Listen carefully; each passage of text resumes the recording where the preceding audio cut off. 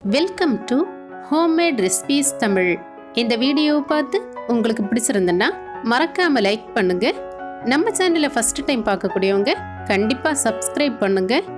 இந்த ட்ரெடிஷ்னல் ரெசிபீஸை பொறுத்த வரைக்கும் தேவைப்படும் போது எடுத்து சாப்பிடக்கூடிய நொறுக்கு தீனி மாதிரி இல்லாமல் பசிக்கும் போதெல்லாம் எடுத்து சாப்பிடக்கூடிய ஒரு சிறந்த உணவுப் பொருளாக தான் இருக்கும். இதில் சுவையும் ஆரோக்கியமும் அந்த அளவுக்கு நிறைஞ்சிருக்கும். இன்னைக்கு நம்ம பார்க்க போகிறது மாவு உருண்டை எப்படி பண்ண போகிறோம்னு தான். இந்த உருண்டை பார்க்குறதுக்கு ரொம்ப சிம்பிளாக தான் இருக்கும். ஆனால் இதை பண்ணுறது கொஞ்சம் மெனக்கெட்ட வேலை தான். இதோட பாகம் பக்குவமும் கரெக்டாக இருந்தால் மட்டுமே இந்த உருண்டையை பிடிக்கிறதுக்கு கரெக்டாக வரும். அது எப்படின்னு வீடியோவை ஸ்கிப் பண்ணாமல் பார்த்தா தான் உங்களுக்கு சரியாக புரியும். நம்ம சேனல் யாராவது புதுசாக பார்க்குறீங்கன்னா மறக்காமல் சப்ஸ்கிரைப் பண்ணிக்கோங்க. இப்போ இந்த மாவு உருண்டை பண்ணுறதுக்கு நான் 1 கிலோ அளவுக்கு பச்சரிசி எடுத்திருக்கேன். இது கடையிலிருந்து வாங்கின பச்சரிசி தான். நீங்கள் ஃபஸ்ட்டு டைம் ட்ரை பண்ணும்போது 1 கிளாஸ் அளவுக்கு பச்சரிசி எடுத்து ட்ரை பண்ணி பார்த்தா போதும். அது நல்லா வந்ததுக்கப்புறமா நிறைய பச்சரிசி யூஸ் பண்ணி செய்யலாம். இப்போது இந்த பச்சரிசியை நம்ம ஃபஸ்ட்டு நல்லா சுத்தமாக கழுவி எடுத்து தண்ணி ஊற்றி ஊற வைக்கலாம். ஒரு அரை மணி நேரம் இந்த அரிசியை ஊற வச்சு வடிகட்டி எடுத்து அதுக்கப்புறமா ஒரு துணி போட்டு காய வச்சு இதை மிஷினில் கொடுத்தோ இல்லைனா மிக்சி ஜாரில் போட்டோ பொடிச்செடுக்கணும். அரை மணி நேரமாக நம்ம ஊற வச்ச இந்த பச்சரிசியை நல்லா வடிகட்டி எடுத்தாச்சு. இனி ஒரு காட்டன் துணியை விரித்து போட்டு இந்த பச்சரிசியை நிழலில் காய வைக்கலாம். கிச்சன் கவுண்டர் டாப்பில் தான் இந்த அரிசியை போட்டு லைட்டாக இதில் இருக்கக்கூடிய ஈரம் போனால் போதும். நல்லா காயணும்னு அவசியம் கிடையாது. ஈரமாவாக தான் நம்ம இதை பொடிச்செடுக்க போகிறோம். இப்போ இந்த அரிசியை நிழலில் வச்சு நல்லா காய வச்சு மிஷினில் கொடுத்து பொடிச்சு வாங்கியாச்சு. இதை நான் ஒரு உருளியில் எடுத்து வச்சுருக்கேன். இந்த அரிசியை நம்ம பொடிக்கும்போது நல்ல தறி மாதிரி இருக்கக்கூடாது, அதே சமயம் நல்ல நைஸாகவும் அரையக்கூடாது. லைட்டாக தறி இருக்கிறது மாதிரி பொடிச்சு வாங்கினா போதும்.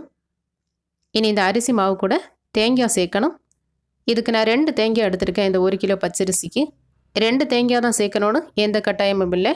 3 தேங்காய் சேர்த்தா கூட இந்த உருண்டை சாப்பிடும்போது நல்ல டேஸ்ட்டாக தான் இருக்கும். இந்த உருண்டைக்கு டேஸ்ட் கொடுக்குறதே இந்த தேங்காய் துருவல் தான். நான் இப்போது இந்த 1 கிலோ பச்சரிசிக்கு 2 தேங்காய் எடுத்து துருவி இந்த மாவு கூட சேர்த்துருக்கேன். நீங்கள் உங்கள் விருப்பம் போல் சேர்க்கலாம், ஒன்றும் பிரச்சனை இல்லை. இந்த தேங்காயை துருவி எடுக்கும்போது இந்த தேங்காயில் இருக்கக்கூடிய கருப்பு இல்லாமல் துருவி எடுத்திங்கன்னா பார்க்க நல்லா அழகாக இருக்கும். நான் இப்போது கிரைண்டரில் வச்சு துருவினதுனால இந்த கருப்பும் சேர்ந்து தான் வரும். சரி, பரவாயில்ல. இனி இந்த மாவையும் தேங்காயையும் நல்லா ஒன்றா சேர்த்து மிக்ஸ் பண்ணி விடலாம். இதே போல் துருவின தேங்காயையும் மாவையும் சேர்த்து கையால் நல்லா மிக்ஸ் பண்ணி விட்டுட்டு இனி இந்த உருளையை ஸ்டவ்வில் வச்சு நம்ம இந்த மாவு வறுத்தெடுக்க போகிறோம். இது கிட்டத்தட்ட முட்டை மாவு செய்கிறது மாதிரி தான் இருக்கும். ஆனால் முட்டை மாவு போல் கிடையாது. முட்டை மாவுக்கு நம்ம முட்டை சேர்ப்போம், இதில் முட்டை சேர்க்குறது கிடையாது. அதே சமயம் முட்டை மாவுக்கு இந்த மாவு நல்லா வெந்திருக்கணும். ஆனால் இந்த உருண்டைக்கு இந்த மாவு பாதி அளவுக்கு வெந்தால் போதும். எதுக்கு இந்த மாதிரி மாவு வறுத்து நம்ம உருண்டை பிடிக்கிறோன்னா, இந்த உருண்டை ரொம்ப நாளைக்கு கெட்டு போகாமல் நமுத்து போகாமல் நல்லா இருக்கணும்னா இந்த பச்சரிசி மாவு நல்லா வெந்திருக்கணும். அதே போல் இந்த பச்சை தேங்காவை போட்டு உருண்டை பிடிச்சி ரொம்ப நாளைக்கு ஸ்டோர் பண்ண முடியாது. இந்த உருண்டை கெட்டு போயிடும். அதனால தான் இந்த தேங்காயையும் மாவையும் சேர்த்து ஒன்றா மிக்ஸ் பண்ணி நம்ம பாதி அளவுக்கு வேக வச்சு எடுக்க போகிறோம். இப்படி நம்ம பண்ணும்போது நம்ம பிடிக்க போகிற இந்த உருண்டை கெட்டு போகாமலும் இருக்கும். அதே சமயம் இந்த மாவுக்கு நல்ல ஒரு மணமும் டேஸ்ட்டும் கிடைக்கும். லைட்டாக ஒரு கலர் மாதிரி வந்தால் போதும். நல்ல ப்ரௌன் கலரில் இந்த மாவு வெந்து வரணும்னு எல்லாம் அவசியம் கிடையாது.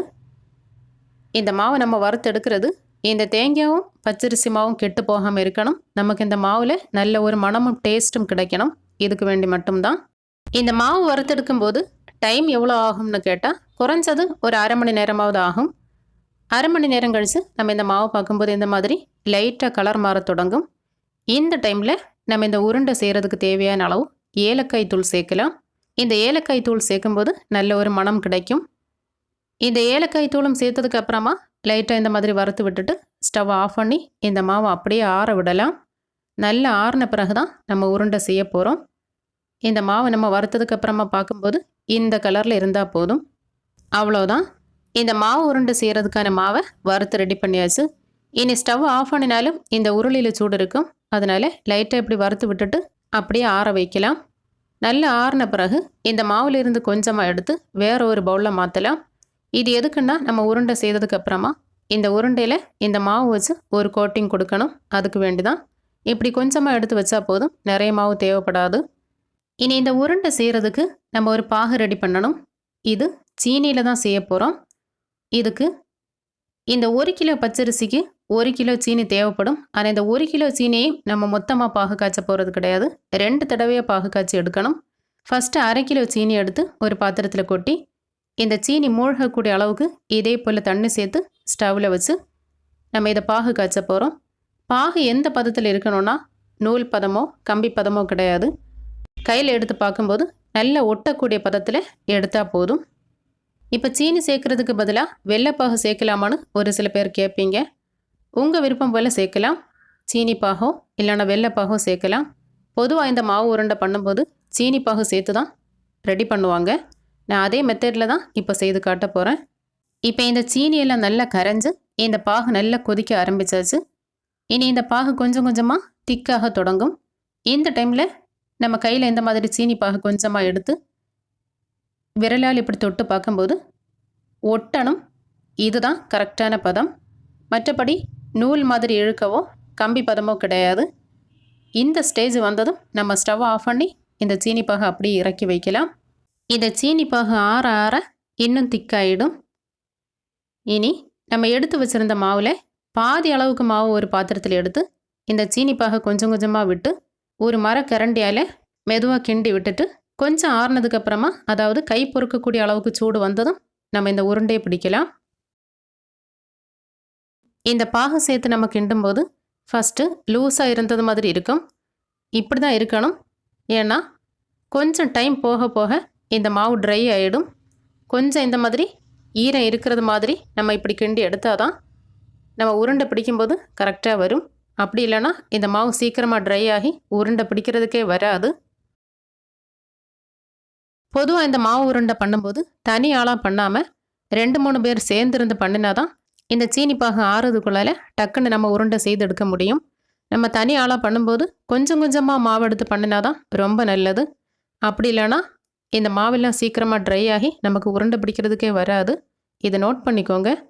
நீங்கள் தனி ஆளாக பண்ணும்போது கொஞ்சம் மாவு எடுத்து கொஞ்சம் கொஞ்சமாக செய்தீங்கன்னா ரொம்ப நல்லது. அதே போல் ஒரே கையால் இந்த உருண்டையை ரெடி பண்ணலாம்னு நினச்சா அது முடியாது. 2 கை யூஸ் பண்ணி தான் இந்த உருண்டை ரெடி பண்ண முடியும். 2 கையால் நம்ம இப்படி உருண்டை பிடிக்கும்போது தான் இந்த உருண்டை வந்து நல்லா திக்காக கெட்டியாக இருக்கும். நம்ம ஒரே கையால் பிடிக்கும்போது சீக்கிரமாக உடஞ்சி போயிடும். இந்த சீனி பாகு நல்ல ஆரம் வர காத்திருக்காம லைட்டாக கை பொறுக்கக்கூடிய அளவுக்கு சூடு இருக்கும்போதே இந்த மாதிரி உருண்டை செய்து வச்சிடணும். ஃபஸ்ட்டு கை கொஞ்சம் சுட தான் செய்யும். இருந்தாலும் நம்ம அந்த முயற்சியை கைவிடாமல் பண்ணினா தான் நமக்கு உருண்டை பிடிக்கிறதுக்கு நல்லா வரும். ட்ரெடிஷ்னல் ரெசிபீஸ் எல்லாமே கொஞ்சம் மெனக்கெட்டு பண்ணுறது மாதிரி தான் இருக்கும். ஆனால் டேஸ்ட் அவ்வளோ சூப்பராக இருக்கும். இப்போ இந்த மாதிரி பிடிச்ச உருண்டையெல்லாம் நான் இந்த மாவில் போட்டு வச்சுருக்கேன். இந்த மாவில் ஒரு கோட்டிங் கொடுத்து நம்ம தனியாக ஒரு பிளேட்டில் எடுத்து அடுக்கி அடுக்கி வச்சா போதும். இந்த மாதிரி ரெசிபீஸ் எல்லாம் பண்ணும்போது பக்கத்தில் ஒரு ஆள் கூட ஹெல்ப்புக்கு இருந்தால் ரொம்ப நல்லா இருக்கும். தனி ஆளாக பண்ணும்போது கொஞ்சம் கஷ்டம்தான். அதுலேயும் வீடியோ எடுத்துகிட்டே பண்ணும்போது இன்னும் கொஞ்சம் கூட கஷ்டமாக இருக்கும். எல்லாமே தெரிஞ்சிருக்கக்கூடியது ஒரு நல்ல விஷயம்தான். அது கஷ்டம் இது கஷ்டம் நம்ம பார்த்தா நமக்கு ஒரு சில விஷயங்கள் கற்றுக்க முடியாது.